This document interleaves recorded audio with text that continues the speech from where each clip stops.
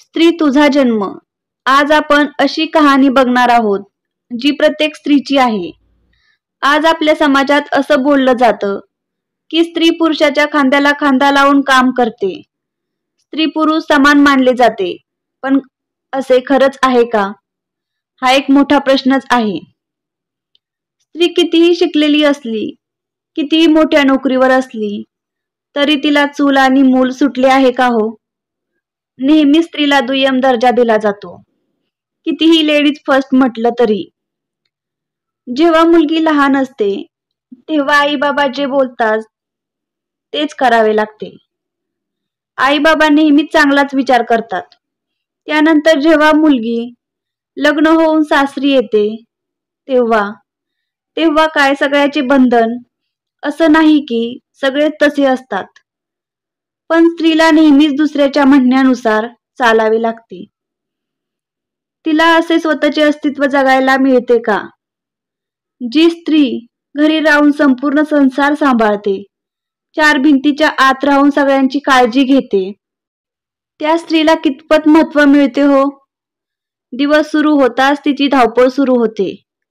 नवऱ्याला हे हवं, मुलांना हे हवं, सासू सासऱ्यांना हे आवडतं. हे सगळं बघता बघता ती स्वतःला काय आवडतं हेच विसरून जाते.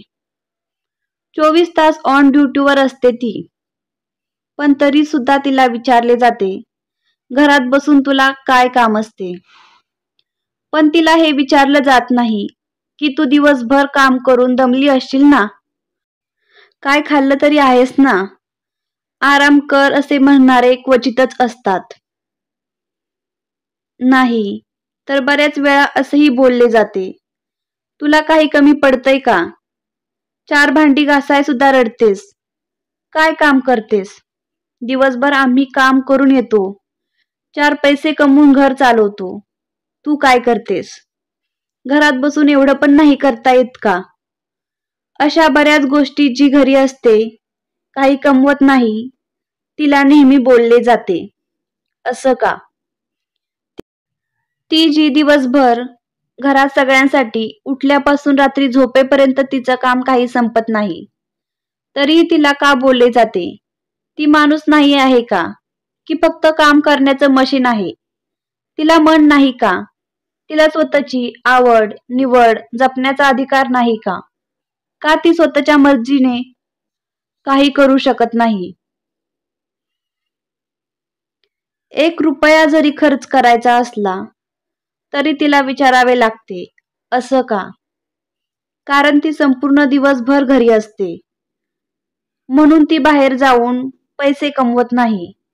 म्हणून स्वतःच्या पायावर घर सांभाळता सांभाळता स्वतःच्या पायावर उभे राहायचे विसरते. म्हणून स्वतःची स्वप्ने विसरून सगळ्यांची स्वप्ने कशी पूर्ण होणार आहेत, त्यासाठी काय केले पाहिजे याचा विचार करते. म्हणून का तिला विचारले जाते, तू कुठे काय करतेस? तुला काय कळतं? हे कितपत योग्य आहे? बऱ्याच वेळा बोललं जातं की बायकांचा गुडघ्यात मेंदू असतो. म्हणून खरंच तसं असतं तर तिने किचनमध्ये जेवणात नवीन प्रयोग केले नसते. प्रत्येकाला आठवड्याची सुट्टी असते, पण तिला असते का हो सुट्टी? उलट सुट्टीच्या दिवशी तिला जरा जास्तीच कामं असतात. कारण सुट्टी म्हटलं की प्रत्येकाचा आरामाचा दिवस आणि तिचा फुल डे कामाचा दिवस. तिला कोणी सांगतं का की आज तू पण आमच्या सोबत सुट्टी घे? म्हणून नाही ना. 100 मधल्या 10 घरातच असं काहीतरी होत असेल, तिला समजून घेतलं जात असेल. बऱ्याच वेळा अनेक ठिकाणी तिने कुणाशी बोलायचे, कोणाशी नाही, काय करायला पाहिजे अशा गोष्टी सुद्धा दुसरेच ठरवतात. चार भिंतीच्या आत ती दिवसभर घरी असते. का तिला समजून घेतलं जात नाही? कोणत्या भाजीत काय घातलं तर ती स्वादिष्ट होईल, काय प्रयोग केला तर पदार्थ चांगला होईल, असे अनेक प्रयोग ती करत असते. याला तुम्ही काय म्हणाल? संपूर्ण घर ती सांभाळते. कुठली वस्तू कुठे ठेवली हे तिला अचूक माहिती असते. मग तिचा गुडघ्यात मेंदू कसा हेच नाही समजत. जेव्हा तिचीच मुलं मोठी होतात आणि त्यावेळी ती आपल्या मुलांना काही सांगायला जाते, तेव्हा तिला बोललं जातं की तुला काय कळतंय, अशा अनेक गोष्टी आहेत ज्या लिहाव्या तेवढ्या कमीच आहेत. स्त्रीला तिचे आयुष्य नाही का? तिला तिची स्वप्ने पूर्ण करण्याचा अधिकार नाही का? काही चुकीचं बोलले असेल तर माफ करा, पण ही सत्य परिस्थिती आहे. सगळ्यांची काळजी घेता घेता ती स्वतःची काळजी घ्यायचीच विसरून जाते. कितीही केलं तरी ती कुठे काय करते. तिच्या सुद्धा काही आशा आकांक्षा असतील, म्हणून स्त्रीचे काम स्त्रीनेच केले पाहिजे अशी समजूत समाजात आहे. हे बरोबर आहे का?